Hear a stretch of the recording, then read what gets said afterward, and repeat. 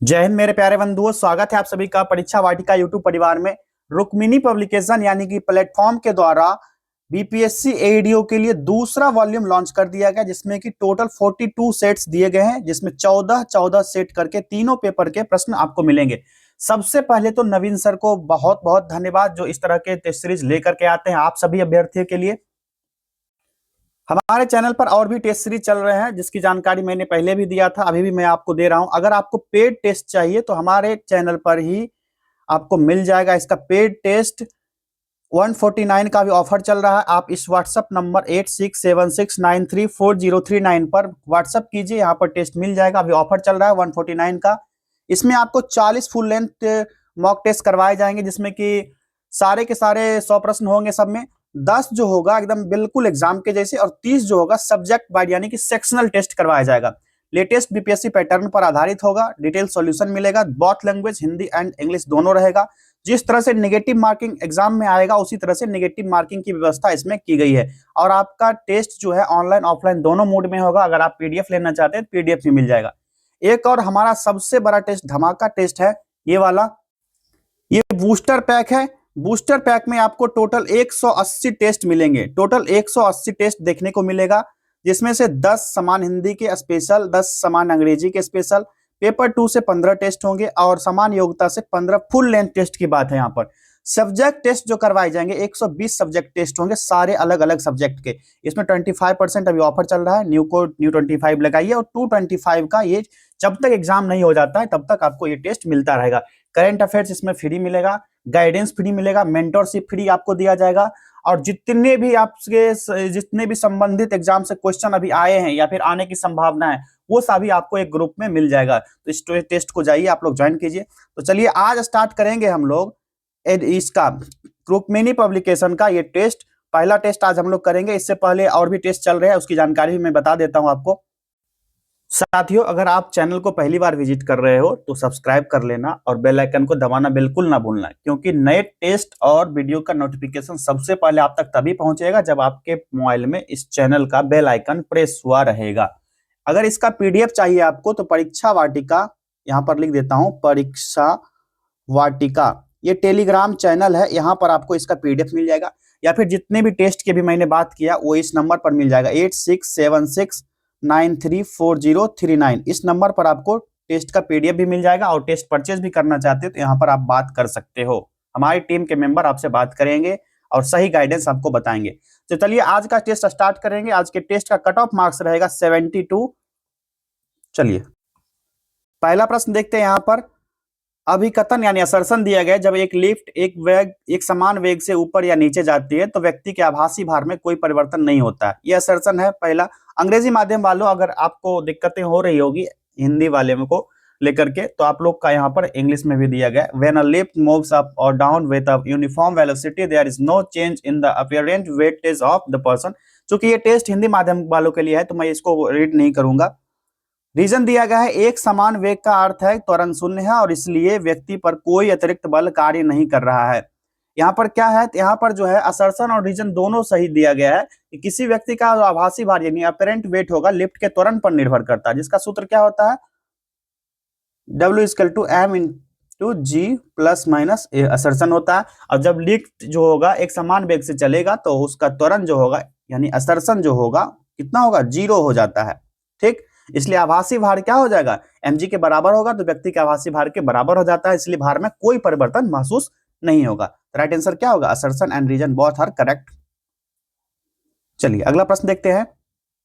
दूसरा प्रश्न है यहाँ पर ना आपको ऑप्शंस नहीं दिख रहे होंगे सारे, हिंदी इंग्लिश दोनों में दिया गया, इसलिए थोड़ा सा छोटा कर लेते इसको। चलिए यहाँ पर दूसरा प्रश्न है हमारा, क्वेश्चन नंबर 2।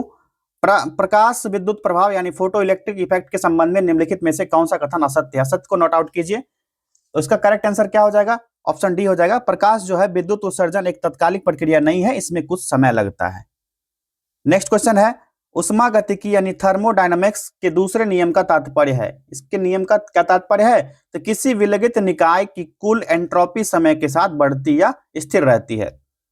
आगे है सूची 1 को सूची 2 से सुमेलित करना है। यहाँ पर एक तरफ वैज्ञानिक उपकरण दिए गए, दूसरी तरफ इसका मापन दिया गया है।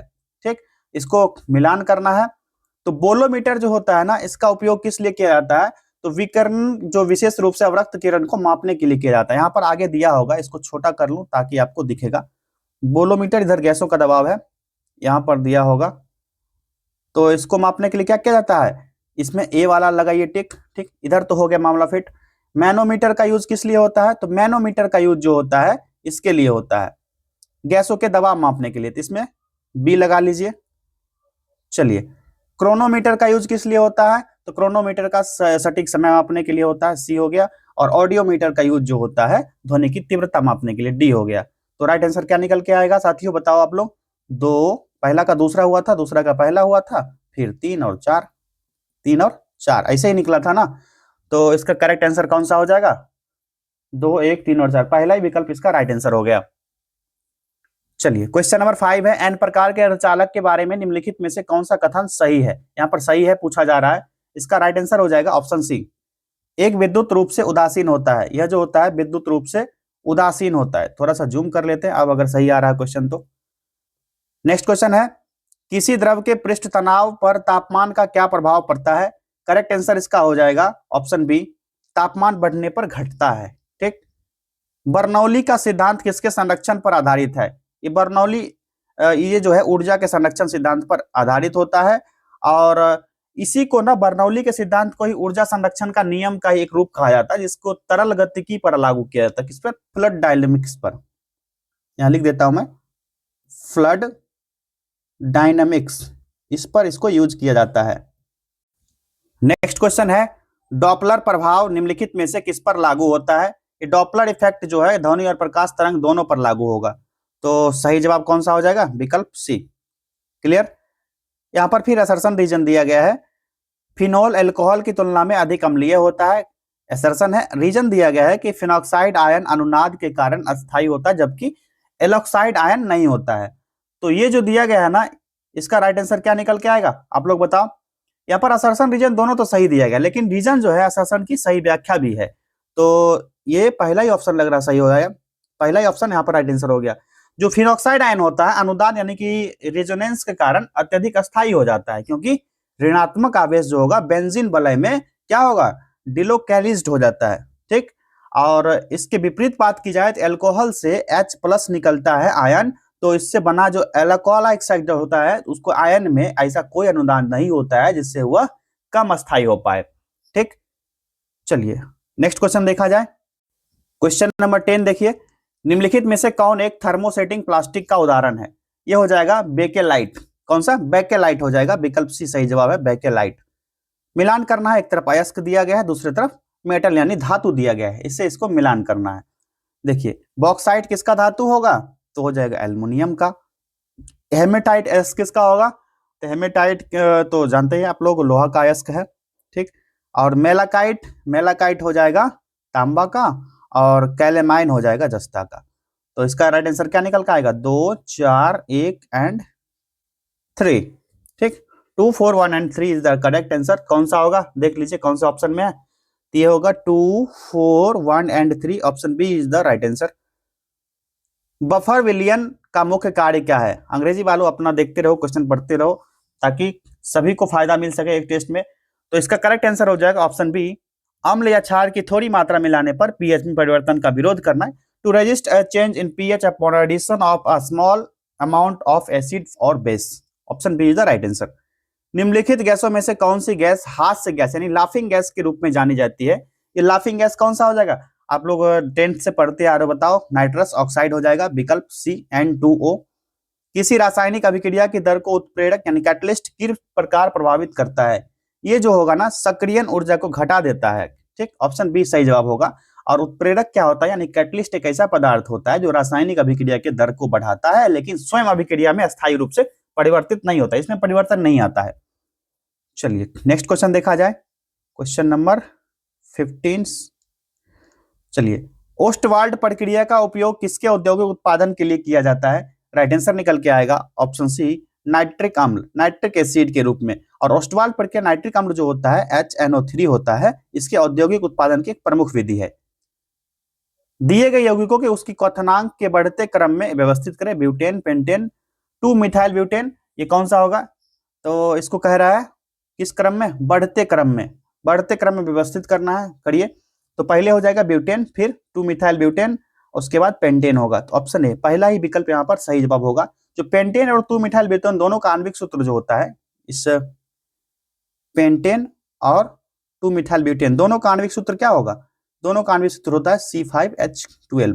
ठीक, ब्यूटेन का क्या हो जाएगा? ये हो जाता है, सॉरी, हाँ यहाँ पर पेंटेन का लिख दिए, ये ब्यूटेन का आ गया ना, ये होगा पेंटेन और इसका होता है C5H12। और ब्यूटेन का अगर पूछा जाए तो ब्यूटेन का होता है C4H10 होता है। ठीक, आणविक सूत्र ब्यूटेन का क्या होगा? ये हो जाएगा C4H10। मानव शरीर में मास्टर ग्रंथि के रूप में किसे जाना जाता है? ये हो जाएगा पीयूष ग्रंथि यानी pituitary gland, option B is the right answer. और यह कई अन्य अंतःस्रावी ग्रंथियां होती है, जैसे कि एंडोक्राइन ग्लैंड्स की गतिविधियों को भी नियंत्रित करता है, इसलिए इसको मास्टर ग्लैंड भी कहा जाता है।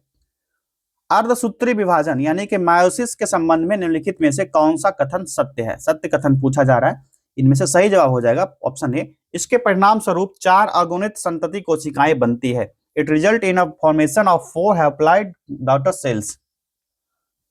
नेक्स्ट क्वेश्चन देखिए, मानव रक्त का पीएच मान लगभग कितना होता है? तो मानव रक्त का पता है आपको 7.4 होता है, और रक्त जो होता है क्षारीय यानी कि अल्काइन होता है, अल्कलाइन होता है। ठीक, रक्त। नेक्स्ट है, मेंडल के स्वतंत्र अपव्यूहन के नियम, लॉ ऑफ इंडिपेंडेंट एसोसिएशमेंट का आधार क्या है? इसका आधार, इसका बेस पूछा जा रहा है, इसका बेस क्या होगा? तो देखते हैं, ये ऑप्शन जो दिया गया, एक जीन के युग्म विकल्पी युग्मक बनाते समय अलग हो जाते हैं, गलत है, ये नहीं होगा। F1 पीढ़ी में ये भी नहीं होगा। आगे के ऑप्शन देखते हैं। ऑप्शन सी है कि विभिन्न जीनों के युग्म विकल्पी युग्मक निर्माण के दौरान एक दूसरे से स्वतंत्र रूप से पृथक होते हैं, ये सही है। अगला है F2 पीढ़ी में 3:1 का अनुपात देखा जा सकता है, ये भी ऑप्शन गलत दिया गया है। ठीक, तो यहाँ पर जो है, यहाँ राइट आंसर निकल के आएगा, विकल्प सी निकल के आएगा। ठीक, चलिए क्वेश्चन नंबर 21, निम्नलिखित में से कौन सा विटामिन जल में घुलनशील होता है? ये हो जाएगा विटामिन सी, विकल्प बी सही जवाब है। विटामिन सी जो होगा जल में घुलनशील होगा, और विटामिन बी कॉम्प्लेक्स और विटामिन सी जल में घुलनशील विटामिन है। ठीक है, विटामिन बी के बारे में पूछा जाए तो कॉम्प्लेक्स में घुलनशील होता है, विटामिन सी जो हो गया ये वाटर में। Clear? PCR polymerase chain reaction तकनीक का उपयोग मुख्य रूप से किसके लिए किया जाता है? सही जवाब है विकल्प बी, डीएनए प्रवर्धन के लिए। इंसुलिन हार्मोन का मुख्य कार्य क्या है? इसका करेक्ट आंसर हो जाएगा विकल्प बी, रक्त शर्करा के स्तर को कम करना। निम्नलिखित में से कौन सा युग्म सही सुमेलित नहीं है? बताइए, इसमें से कौन सा नहीं होगा? जो संघ एनालिडा है, जो कूट गुहा से यानी कि स्यूडोकोलम से संबंधित नहीं है, विकल्प डी होगा यहाँ पर। क्योंकि संघ एनालिडा जैसे केचुआ के सदस्य जो होते हैं वास्तविक देहगुरा यानी ट्रू साइलम वाले प्राणी है, ये जो है ना, इसका नहीं है, ये किसका है? ये हो जाएंगे ट्रू, यहां लिख देता हूं मैं, ये संबंधित है ट्रू साइलम से, ट्रू साइलम। ठीक, और जिन इसको ना यूसी लोमेट भी कहा जाता है, यूसी लोमेट भी कहा जाता है। यहां पर जगह मिल रहा है तो लिख देता हूं मैं,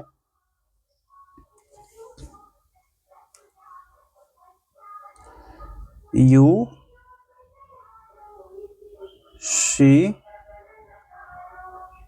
लोमेट। चलिए अगला प्रश्न है, चिपको आंदोलन मुख्य रूप से किसके संरक्षण से संबंधित था? सही जवाब होगा वन पेड़ से। चिपको आंदोलन कब हुआ था? 1970 के दशक में। कहां पर हुआ था? उत्तराखंड में। ठीक है, कहां पर हुआ था? उत्तराखंड में। एक अहिंसक पर्यावरण आंदोलन था। इसका मुख्य उद्देश्य था वनों की कटाई को रोकना और पेड़ों को संरक्षित करना। जो आंदोलनकारी थे विशेषकर महिलाएं थी, जिन्होंने पेड़ों को काटने से बचाने के लिए उससे चिपक जाती थी, इसीलिए इसका नाम चिपको पड़ा था। सूची 1 को सूची 2 से सुमेलित कीजिए। यहाँ पर एक तरफ डिजीज दिया गया, रोग दिया गया, दूसरे तरफ दिया गया इसके कॉजेस्टिव एजेंट, इसके कारक दिए गए, किसके कारण कौन सा रोग होता है, इसको मिलान करना आपको। चलिए, मलेरिया जो होता है किसके कारण होता है? तो प्रोटोजोआ के कारण होता है। किसके कारण? प्रोटोजोआ के कारण। क्षय रोग यानी ट्यूबरकुलोसिस, टीबी जो होता है, ये होता है बैक्टीरिया यानी जीवाणु के कारण। एड्स जो होता है, एड्स ये होता है विषाणु के कारण, ये वायरस के कारण। और दांत जो होता है रिंग वर्म, कवक के कारण होता है। ये क्या आ जाएगा निकल के? 4, 1, 2 और 3। आगे देख लेते हैं कूट। 4, 1, 2 और 3 कौन सा होगा? 4, 1, 2 और 3 यहाँ पर तो नहीं दिया गया है, यहाँ ऑप्शन है 4, 1, 2 और 3, विकल्प बी राइट आंसर हो गया। चलिए अब आगे बढ़ते हैं नेक्स्ट क्वेश्चन की तरफ। क्योटो प्रोटोकॉल का मुख्य उद्देश्य क्या है? इसका मुख्य उद्देश्य मेन थीम हो जाएगा विकल्प सी, ग्रीन हाउस गैस के उत्सर्जन को कम करना। मानव हृदय में ऑक्सीजन युक्त फेफड़ों में कहां प्रवेश करता है? सही जवाब होगा बायां आलिंद यानी लेफ्ट एट्रियम में प्रवेश करता है, विकल्प बी राइट आंसर होगा। ठीक, खाद्य श्रृंखला में प्राथमिक उपभोक्ता कौन होते हैं? बताइए आप लोग, विकल्प बी होगा शाकाहारी। कंप्यूटर में कैश मेमोरी यानी कैचे, जिसको कैचे कहते हैं, कैचे मेमोरी कहां होती है? तो ये होती है सीपीयू और रैम के बीच, ऑप्शन बी। 15 सितंबर 2025 को भारत के पहले क्वांटम कंप्यूटिंग आधारित दूरसंचार नेटवर्क का अनावरण किस शहर में किया गया? राइट आंसर इसका हो जाएगा विकल्प सी, नई दिल्ली में। कहां पर? न्यू दिल्ली में, 15 सितंबर को। ठीक है, डेट भी याद रखना, 15 सितंबर ये डेट है, 15 सितंबर। चर्चित पुस्तक the architect of new India किसके द्वारा लिखी गई? इसका विमोचन जो है 5 अक्टूबर 2025 को हुआ। देखिए एक तो बुक है, दूसरा विमोचन कब हुआ ये भी दे दिया है क्वेश्चन में, तो 2 क्वेश्चन यहाँ पे बन गया, इसको नोट आउट कीजिए आप लोग। इसका राइट आंसर जो निकल के आएगा विवेक देवरॉय, विकल्प बी डी होगा, ऑप्शन डी इसका सही जवाब होगा। ठीक, 1 नवंबर 2025 को भारतीय रिजर्व बैंक ने अपनी डिजिटल मुद्रा यानी सीबीडीसी के कौन सा चरण लॉन्च किया है? राइट आंसर हो जाएगा इसका दूसरा चरण, विकल्प बी। इसका सेकंड स्टेज जारी किया 1 नवंबर 2025 को। नेक्स्ट क्वेश्चन है 34। 2 अक्टूबर 2025 को बिहार राज्य ने जल जीवन हरियाली अभियान के तहत शहरी क्षेत्रों में हरित अनावरण बढ़ाने के लिए किस नई योजना की घोषणा की? इसका राइट आंसर हो जाएगा कौन सा होगा बताओ आप लोग? प्रदीप कुमार, सॉरी, इसका सही जवाब हो जाएगा ऑप्शन डी, मुख्यमंत्री शहरी वृक्षारोपण प्रोत्साहन योजना। हाल ही में जारी वैश्विक नवाचार सूचकांक 2025, कौन सा? वैश्विक नवाचार सूचकांक यानी ग्लोबल इनोवेशन इंडेक्स 2025 भारत का कौन सा स्थान प्राप्त किया है? तो भारत का 40वां स्थान है, विकल्प सी हो जाएगा। चीन में भारत का नया राजदूत किसे नियुक्त किया गया है? इनका नाम है प्रदीप कुमार रावत, विकल्प बी। विश्व बैंक के नए अध्यक्ष के रूप में किसे चुना गया है? तो ये बने हैं अजय बंगा, विकल्प ए। 17वें संयुक्त राष्ट्र महासभा यूएनजीए सत्र में भारतीय प्रतिनिधिमंडल का नेतृत्व कौन करेगा? करेक्ट आंसर हो जाएगा एस जयशंकर, जो विदेश मंत्री हैं। ठीक, और सत्र के दौरान वैश्विक मुद्दे पर भारत का दृष्टिकोण प्रस्तुत करेंगे और विभिन्न द्विपक्षीय बैठकों में भाग भी लेंगे। ये अखिल भारतीय पीठासीन अधिकारियों का सम्मेलन 2025 किस शहर में आयोजित किया गया? सही जवाब होगा विकल्प सी, गांधीनगर में। चंडीगढ़ हवाई अड्डे का नाम बदलकर किस स्वतंत्रता सेनानी के नाम पर रखा गया है? यह है भगत सिंह, भगत सिंह के नाम पर इनका बदला गया, नाम रखा गया शहीद भगत सिंह अंतरराष्ट्रीय हवाई अड्डा। ठीक, चंडीगढ़। चलिए 41 नंबर देखते हैं क्वेश्चन नंबर 41। सितंबर 2025 में शहरी गरीबों के लिए किफायती आवास प्रदान करने हेतु किस राज्य ने अपना घर योजना शुरू किया है? ये अपना घर योजना जो शुरू किया गया है ये है मध्य प्रदेश के द्वारा स्टार्ट किया गया है। भारत में 2025 तक अपने कुल ऊर्जा मिश्रण में नवीकरणीय ऊर्जा की हिस्सेदारी को कितने प्रतिशत तक बढ़ाने का लक्ष्य रखा है? इसका सही जवाब है 50%, विकल्प सी राइट आंसर हो गया 50%। मिस वर्ल्ड 2025 का खिताब जीतने वाली सिनी शेट्टी का संबंध किस राज्य से है? सिनी शेट्टी जो है कर्नाटक से है। ठीक, विकल्प ए राइट आंसर होगा कर्नाटका से। विपक्षी दलों के गठबंधन ने राष्ट्रपति चुनाव 2027 के लिए किसे अपना संयुक्त उम्मीदवार घोषित किया है? सही जवाब होगा नीतीश कुमार को। ठीक है, नीतीश कुमार को। फोर्ब्स इंडिया रिच लिस्ट 2025 के अनुसार भारत के दूसरे सबसे अमीर व्यक्ति कौन है? तो ये हो जाएगा गौतम अडानी। ठीक है, गौतम अडानी। रैयतवाड़ी व्यवस्था मुख्य रूप से किस क्षेत्र में लागू की गई थी? तो ये होगा मद्रास और मुंबई प्रेसिडेंसी में लागू किया गया था, विकल्प बी इसका सही जवाब होगा। और रैयतवाड़ी व्यवस्था जो है ब्रिटिश भारत ने भू राजस्व प्रणाली थी जिसको थॉमस मुनरो के द्वारा शुरू किया गया था। ये रैयतवाड़ी व्यवस्था जो है किसके द्वारा? थॉमस मुनरो द्वारा शुरू किया गया था। यहां लिख देता हूं मैं, थॉमस मुनरो द्वारा शुरू किया गया था। अशोक के शिलालेख की सबसे पहले किसने पढ़ा था? ये पढ़ा था जेम्स प्रिंसेप ने। ठीक है, और सबसे पहले कब पढ़ा था? 1837 में, 1837 में पढ़ा था। किसने? जेम्स प्रिंसेप ने। 48 नंबर क्वेश्चन देखिए, भारतीय संविधान की प्रस्तावना में संशोधन किस संशोधन अधिनियम द्वारा किया गया था? करेक्ट आंसर इसका देखते हैं, कौन सा हो जाएगा? 42वां संविधान संशोधन। ठीक, और यह संशोधन कब हुआ था? 1976 में, 42वां संविधान संशोधन।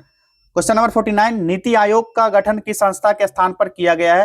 राइट आंसर हो जाएगा, किसके स्थान पर हुआ था? योजना आयोग के स्थान पर हुआ। कब हुआ था? 1 जनवरी 2015 को। इसका गठन कब हुआ? 1 जनवरी 2015 को। इसके अध्यक्ष प्रधानमंत्री होते हैं, पदासीन होते हैं। नेक्स्ट क्वेश्चन है, भारत के जनगणना 2011 के अनुसार सबसे कम जनसंख्या घनत्व वाला राज्य कौन सा होगा? बताइए कौन सा होगा? यह हो जाएगा अरुणाचल प्रदेश। कौन सा स्टेट? अरुणाचल प्रदेश। अगला प्रश्न है, फॉरवर्ड ब्लॉक की स्थापना किसने की? आप सभी को पता है फॉरवर्ड ब्लॉक की स्थापना 1939 में कांग्रेस पद से इस्तीफा देने के बाद सुभाष चंद्र बोस ने किया था। विकल्प सी सही जवाब हो जाएगा। ठीक, निम्नलिखित में से कौन सा सही सुमेलित नहीं है? नहीं को कोड आउट कीजिए और देखिए कौन सा नहीं सुमेलित है। अनुच्छेद 80 लोकसभा की संरचना, ये जो है गलत दिया गया है, ये सुमेलित नहीं है। ठीक है, इसीलिए राइट आंसर विकल्प डी हो जाएगा। जो अनुच्छेद 80 है ये राज्यसभा की संरचना से संबंधित है, ना कि लोकसभा से। किससे संबंधित है? राज्यसभा की संरचना से संबंधित है ये। ठीक, वेदों की ओर लौटो नारा किसने दिया था? बच्चों वाला प्रश्न, स्वामी दयानंद सरस्वती। राइट आंसर हो जाएगा विकल्प सी। ठीक, और 1875 में आर्य समाज के संस्थापक भी थे ये। 1875 में आर्य समाज की स्थापना इनके द्वारा ही किया गया था। इसकी आर्य समाज। चलिए, बिहार में प्रवाहित होने वाली निम्न नदियों में कौन सी उत्तर की ओर प्रवाहित होती है? नॉर्थ की ओर। ये हो जाएगी सोन नदी। विकल्प डी हो जाएगा, सोन नदी। ठीक, और इसका जो सोन नदी है इसका उद्गम कहां से होता है? मध्य प्रदेश से होता है। मध्य प्रदेश के अमरकंटक पहाड़ी से। कहां से? अमरकंटक पहाड़ी से। ठीक, चलिए क्वेश्चन नंबर 55 देखिए, निम्न में से कौन सी जोड़ी सही है? बताइए ये जोड़ी कौन सी सही होगी? तो इसका राइट आंसर होगा विक्रमशिला विश्वविद्यालय धर्मपाल के द्वारा स्थापित किया गया। सही है। ठीक, नालंदा विश्वविद्यालय की स्थापना गुप्त शासक कुमार गुप्त द्वारा किया गया था, न कि समुद्रगुप्त। किसके द्वारा? कुमार गुप्त के द्वारा। इसको भी सही कर लीजिए। औदंतपुरी विश्वविद्यालय, इसकी स्थापना जो है पाल वंश के संस्थापक गोपाल ने की थी, न कि अशोक ने। किसने? गोपाल ने की थी। ठीक है, आगे देखते हैं, एक और होगा ऑप्शन, इसको भी सही कर लेते हैं थोड़ा। चलिए, अब तो इनमें से कोई नहीं, ये तो नहीं होगा। चलिए अगला प्रश्न है, भारत के नियंत्रक एवं महालेखा परीक्षक कैग की नियुक्ति कौन करता है? इसका सही जवाब होगा राष्ट्रपति। किसके द्वारा? राष्ट्रपति के द्वारा किया जाता है। और सीएजी यानी कि भारतीय लेखा परीक्षा और लेखा विभाग का प्रमुख होता है, और ये एक स्वतंत्र संवैधानिक निकाय है। इसका उल्लेख जो है किसमें किया गया? कैग का उल्लेख आर्टिकल 148 में किया गया है। हड़प्पा सभ्यता में विशाल स्नानागार यानी ग्रेट बाथ कहां पाया गया था? इसका राइट आंसर हो जाएगा मोहनजोदारो। ठीक, ऑप्शन बी। आत्मीय सभा की स्थापना किसने की थी? आत्मीय सभा की स्थापना की गई थी राजा राम मोहन राय के द्वारा। विकल्प सी सही जवाब हो जाएगा। और 1815 में किया गया था। 1815 में राजा राम मोहन राय के द्वारा। कहां पर? कलकत्ता में। दिल्ली सल्तनत में बाजार नियंत्रण नीति किसने लागू किया था? बाजार पॉलिसी आप सभी को पता है अलाउद्दीन खिलजी के द्वारा किया गया था। विकल्प सी सही जवाब हो जाएगा। यह दिल्ली सल्तनत का खिलजी वंश का शासक था। बाजार नियंत्रण नीति लागू किया था, और इस नीति के तहत उसने आवश्यक वस्तु जितने भी थे, अनाज, कपड़े, घोड़े, दास जो बेचे जाते थे, सबकी कीमतें तय कर दी थी। और जमाखोरी, कालाबाजारी को रोकने के लिए कठोर उपाय उसने किया था। और उसने एक इस प्रणाली को लागू करने के लिए दीवान ए रियासत, 2 पद था, लिख देता हूं मैं यहाँ पर, दीवान ए रियासत, और एक और पद था शाहना ए मंडी। शाहना ए मंडी, ये 2 तरह के अधिकारी की नियुक्ति की थी उसने। ठीक है, ये ध्यान रखना है। पहला दीवान ए रियासत, दूसरा शाहना ए मंडी। दोनों अधिकारी का नाम नोट आउट कीजिए आप। दीन ए इलाही नामक नया धर्म किसने शुरू किया था? अकबर ने शुरू किया था। विकल्प सी सही जवाब होगा। और यह जो है 1582 में शुरू किया गया था, 1582 में। 1857 के विद्रोह के दौरान लखनऊ में नेतृत्व किसने किया था? इसका नेतृत्व किया गया था बेगम हजरत महल के द्वारा। विकल्प सी सही जवाब हो जाएगा। और उन्होंने अपने नाबालिग बेटे बिजरिस कादिर को अवध का नवाब घोषित किया। नाम क्या था? बिजरिस कादिर। ठीक, बिरजिस कादिर, इसको अवध का नवाब घोषित कर दिया और ब्रिटिश शासन के खिलाफ विद्रोह का झंडा बुलंद कर दिया। अंत में क्या हुआ? विद्रोह का दबाव दिया गया और नेपाल भाग गई। नेपाल में शरण लेना पड़ा इनको। निम्नलिखित में से कौन सा सुमेलित है? एक तरफ विदेशी यात्री दिया गया है, दूसरी तरफ उसके रूलर यानी शासक दिए गए हैं। इसको मिलान करना है आपको, मिलान कीजिए। तो सही सुमेलित पूछा जा रहा था, कौन सा एक ही कोई सही सुमेलित होगा? ये होगा इब्न बतूता, मोहम्मद बिन तुगलक के शासनकाल में आया था। ठीक, सही सुमेलित है। मोरक्को का यात्री था इब्न बतूता, और मोहम्मद बिन तुगलक के शासनकाल में भारत आया था। ये जो फाहियान हो गया, और ये चंद्रगुप्त मौर्य के शासनकाल में आया था। चंद्रगुप्त मौर्य, ठीक, इसके शासनकाल में। ठीक, और इसको चंद्रगुप्त द्वितीय कह लीजिए। फाहियान जो है चंद्रगुप्त मौर्य नहीं, चंद्रगुप्त द्वितीय, चंद्रगुप्त सेकेंड, ठीक, जिसको विक्रमादित्य के नाम से जानते हैं, इसके शासनकाल में। और वेनसांग जो है, वेनसांग ये आया था हर्षवर्धन के शासनकाल में, हर्षवर्धन के समकालीन था, ठीक। और एक बचता है मेगास्थनीज। मेगास्थनीज जो है सेल्यूकस निकेटर का राजदूत था, जो चंद्रगुप्त मौर्य के शासनकाल में आया था। चंद्रगुप्त मौर्य लिख लीजिए यहाँ पर, द्वितीय मिटा दीजिए, मौर्य लिख लीजिए, ठीक है, हो गया ये। आगे बढ़ते हैं नेक्स्ट क्वेश्चन की तरफ। क्वेश्चन नंबर 63 है, थियोसॉफिकल सोसाइटी की स्थापना किसने की थी? इसकी स्थापना जो है मैडम ब्लावात्स्की और कर्नल ओलकट के द्वारा किया गया था। विकल्प बी सही जवाब होगा। 1875 में न्यूयॉर्क में, 1875 कहां पर? न्यूयॉर्क में, ठीक है। माउंट किलिमंजारो किस देश में स्थित है? यह है तंजानिया में। विकल्प सी सही जवाब होगा। और ये अफ्रीका महाद्वीप का सबसे ऊंचा पर्वत है जो उत्तर पूर्वी तंजानिया में है। कौन सा? North east Tanzania, NET। Downs घास के मैदान कहाँ पाए जाते हैं? बताइए। ऑस्ट्रेलिया में पाए जाते हैं। विकल्प बी सही जवाब होगा, ऑस्ट्रेलिया में पाए जाते हैं। ये शीतोष्ण घास के मैदान है। ये डाउन्स घास मैदान जो है ये किस टाइप के होंगे? डाउन्स घास के मैदान ये शीतोष्ण हो जाएंगे, शीतोष्ण घास मैदान हो जाएंगे ये डाउन्स घास मैदान, ठीक है। नेक्स्ट क्वेश्चन है, सुमेलित करने कहा जा रहा है। एक तरफ जल मरुमध्य दिया गया है, दूसरी तरफ कौन सी सूची को जोड़ता है? उसको जोड़ता है, जोड़ने का काम करता है। देखिए, पहला है जिब्राल्टर जल संधि। जिब्राल्टर जल मरुमध्य जो है यह अटलांटिक महासागर को भूमध्य सागर से जोड़ता है, ठीक, अटलांटिक को भूमध्य महासागर से, ये हो गया। मलक्का जो है, मलक्का जोड़ेगा किसको? जावा सागर को हिंद महासागर से। बेरिंग जल संधि जो है ये किसको जोड़ेगा? आर्कटिक महासागर और प्रशांत महासागर। और होर्मुज जो होगा फारस की खाड़ी को ओमान के खाड़ी से जोड़ता है। तो सही जवाब क्या हो जाएगा? 2, 1, 4 और 3, ठीक है। 2, 1, 4 और 3 कूट देख लेते हैं। 2, 1, 4 और 3 कौन सा होगा? तो ये देखने को दिख रहा है पहला 2, 1, 4 और 3, पहला ही हो गया, ऑप्शन ए सही जवाब। चलिए नेक्स्ट क्वेश्चन देखिए, ओटावा किसकी राजधानी है? कौन सा? ओटावा। ओटावा किसकी राजधानी हो जाएगी? कनाडा की, कनाडा की राजधानी। और ओटावा जो है यहाँ ओंटारियो प्रांत में है और देश का राजनीतिक प्रशासनिक केंद्र है। ऑस्ट्रेलिया की राजधानी कहाँ है? कैनबरा, ठीक। उसके बाद ऑस्ट्रिया की राजधानी वियना, याद है ना। और नीदरलैंड की राजधानी हो जाएगा एम्स्टर्डम, एम्स्टर्डम। ये सभी आपको याद रखना है, एकदम बिल्कुल कंठस्थ करना है। ये एग्जाम में निश्चित रूप से पूछे जाते हैं एक न एक देश के। चलिए अगला प्रश्न है, कर्क रेखा निम्नलिखित में से किस भारतीय राज्य से होकर नहीं गुजरती है? नहीं को नोट आउट कीजिए, कहां से नहीं गुजरती है? तो असम से। इसमें से असम से नहीं गुजरेगी। कर्क रेखा जो है 23.5 डिग्री नॉर्थ अक्षांश में भारत के 8 राज्य से होकर गुजरती है। ये 8 राज्य कौन कौन से हो जाएंगे बताओ आप लोग? ये हो जाएंगे गुजरात, आरजे यानी राजस्थान, उसके बाद फिर आइए इधर MP हो जाएगा, मध्य प्रदेश, छत्तीसगढ़ हो जाएगा, और उसके बाद आपका ये झारखंड हो जाएगा। झारखंड के बाद पश्चिम बंगाल, और यहाँ से एग्जिट करते हुए त्रिपुरा और मिजोरम। इन 8 राज्यों से होकर गुजरती है ये कर्क रेखा। असम से होकर नहीं गुजरती है। गुजरात, झारखंड, मिजोरम से होकर गुजरती ही है। अभी मैंने बताया ये 8 राज्य गुजरात, राजस्थान, मध्य प्रदेश, छत्तीसगढ़, झारखंड, वेस्ट बंगाल, त्रिपुरा और मिजोरम, यहाँ से होकर गुजरती है। क्वेश्चन नंबर 69 देखिए, भारतीय संविधान में राज्य के नीति निर्देशक तत्व यानी कि DPSP ये जो है किस देश के संविधान से लिए गए हैं? जो मैंने अभी पिछले टेस्ट जो करवाए जा रहे हैं उसको भी आप लोग देखिए एक बार। इसको मैं इरेज करता हूं, मैं आपको कुछ जानकारी दे देता हूं यहाँ पर। अभी ना एक टेस्ट करवाया था जिसमें 2025 के करंट अफेयर्स को अच्छे से इंक्लूड किया गया है यूथ पब्लिकेशन का। उसमें से 6 टेस्ट हो चुका है, वो टेस्ट जाके कीजिए, वो भी बहुत डिटेल्स में करवाया जा रहा है। और बच्चों के डिमांड पर वो स्टार्ट किया गया था, उसको बच्चों ने बहुत प्यार दिया। और ये टेस्ट जो आज स्टार्ट किया गया है आपके टेस्ट को बूस्ट करने के लिए, आपके प्रिपरेशन को गियर अप करने के लिए, तो ये भी टेस्ट आपको छोड़ना नहीं है, ठीक है। और एग्जाम में कुछ ही दिन शेष रह गए, जो मैंने पहले वीडियो के स्टार्ट में बताया था, टेस्ट सीरीज ज्वाइन कर लीजिए पेड कोर्स का। ज्यादा अमाउंट भी नहीं है, 149 का, 225 का, 180 प्लस टेस्ट, एक में 40 टेस्ट जो होगा, 40 टेस्ट जो सुपर 40 टेस्ट सीरीज है वो भी बहुत ही बेहतरीन टेस्ट है, ठीक है।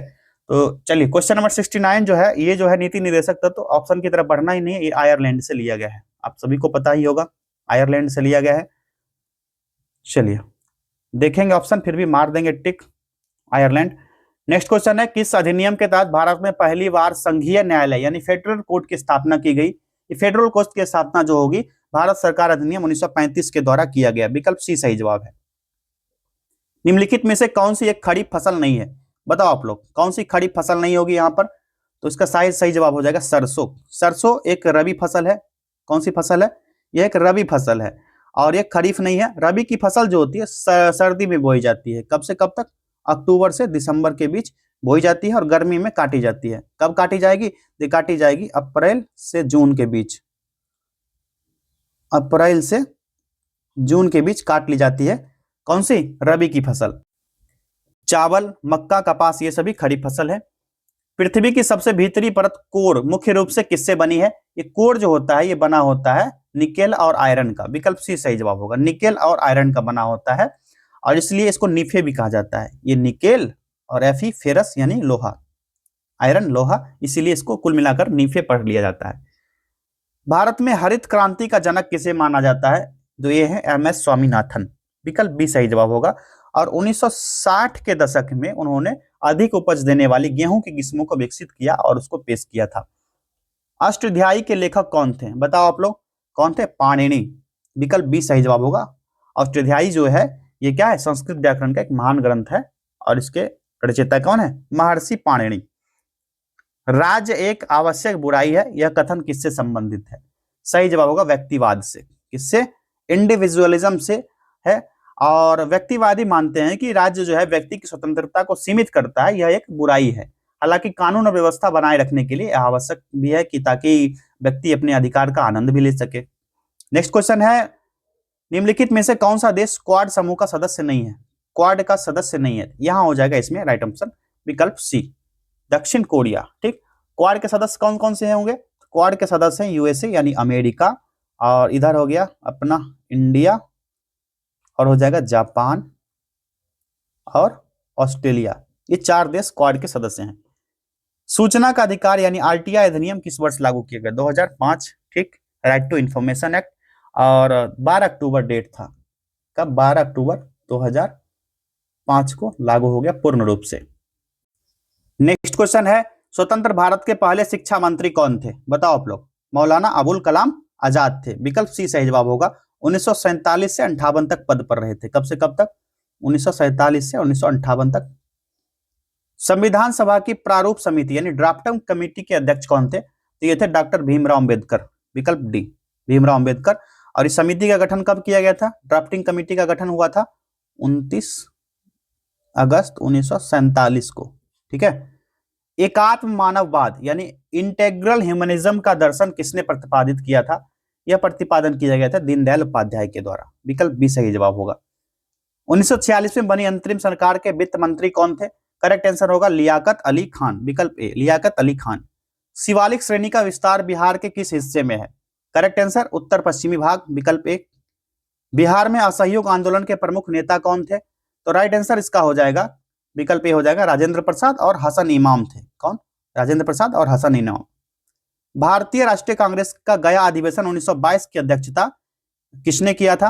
तो इसकी अध्यक्षता किया गया था किसके द्वारा? बताओ आप लोग। चितरंजन दास यानी CR दास के द्वारा। विकल्प सी सही जवाब होगा। ये 37वां अधिवेशन था, 37th, और दिसंबर 1922 में हुआ था। कब?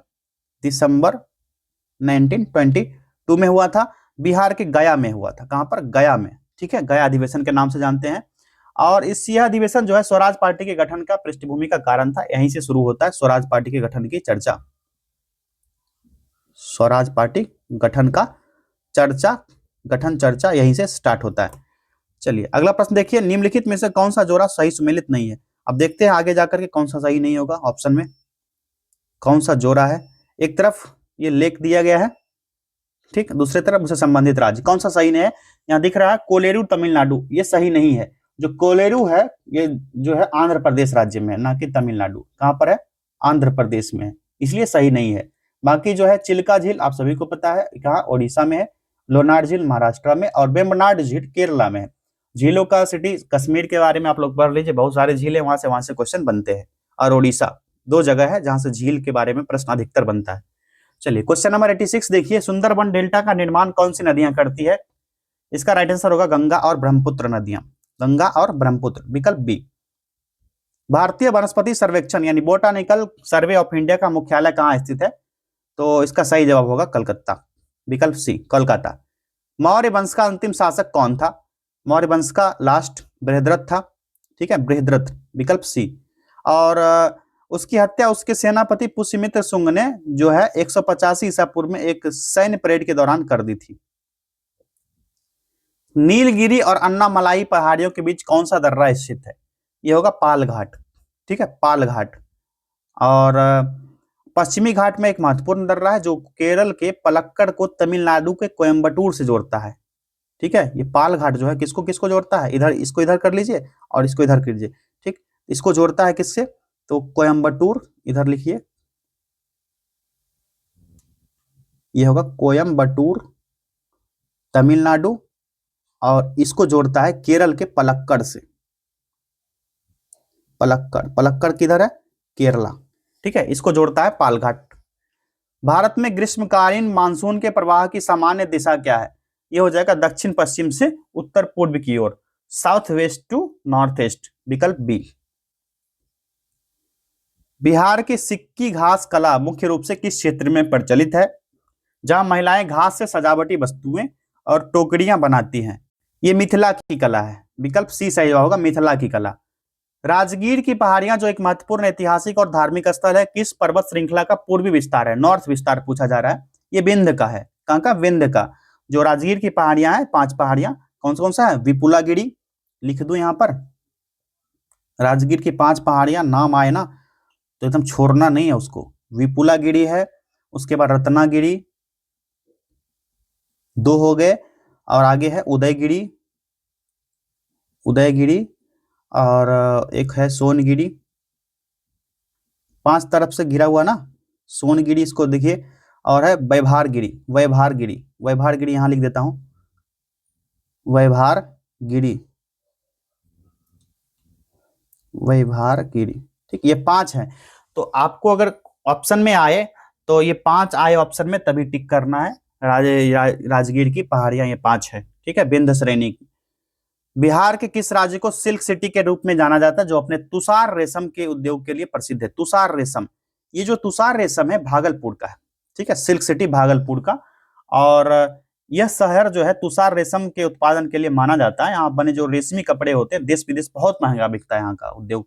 और ये जो है अर्थव्यवस्था और संस्कृति का एक बहुत अच्छा हिस्सा है।